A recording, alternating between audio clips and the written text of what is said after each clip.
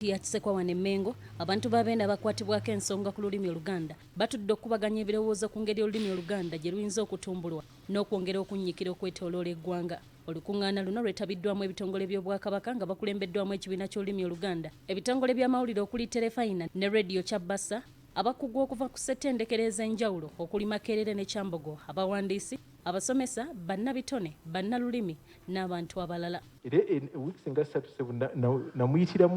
Wano Minisita w'ebyobuwangwa n'ennono mu Bwakabaka Oweekitiibwa David Kyewalabye Male wasinzidde n'asaba abantu okukomya okwesongamu ennwe wamu n'okwenenya nga beeteeka ku lupimo lw'akabinja akasinga okumanya olulimi.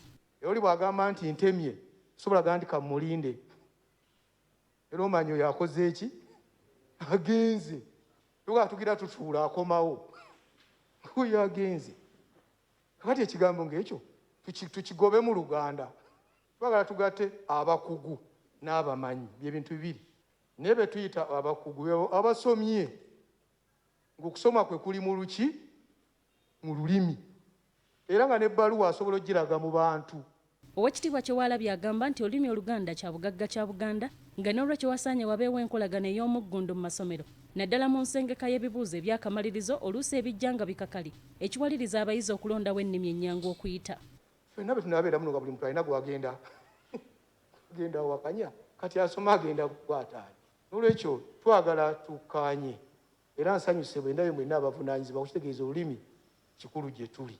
Olulimi bangi abalukoleramu ensimbi naye bo abalukulembera ensimbi ezikolebwa mu lulimi tebaziwulira era abalukoleramu babasinga obuzito okusinga bo abalukuuma wano ewaffe. Kironde Kisuule Geoffrey nga mukubiriza w'akakiiko k'olukiiko lwa Buganda era ng'ali mu minisitule y'ebyobuwangwa asabye wabeewo okwekenneenya ensonga naddala mu masomero agabonereza abaana olw'okwogera olulimi Oluganda ekireeta abayizi oluusi okulukyawa. Nti omukugu bw'amala okulusoma n'alukenkuka n'aluwandiikako n'aleeta ekyo ekinoonyerezebwako kye muyita scientific research n'akikuba ku mmeeza n'omumanyi bamusembeze ajjayo ensibuko eri kubanga emirundi egisinga bwe tuba tunoonyereza tuddayo wansi.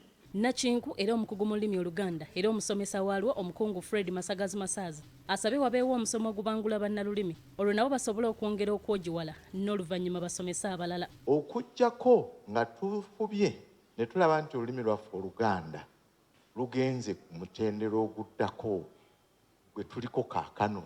Ekintu ekyo bwe tunaba nti tukikoze tetugenda kutuuka ku kiri abasinga obungi kye batubuuza nti lwaki ffe tetusoma mu Oluganda lwaki tumulusomesa.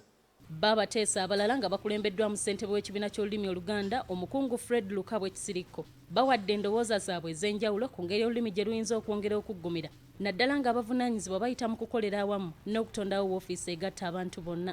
Kuzimba okugunja ekkirizika mu lulimi erina obuwangwa bwabyo erina emitendera gyegoberera oba nedda. Omukulu Kyewalabye Ssebo weebale nnyo okulaba nga ekintu kino kikomawo.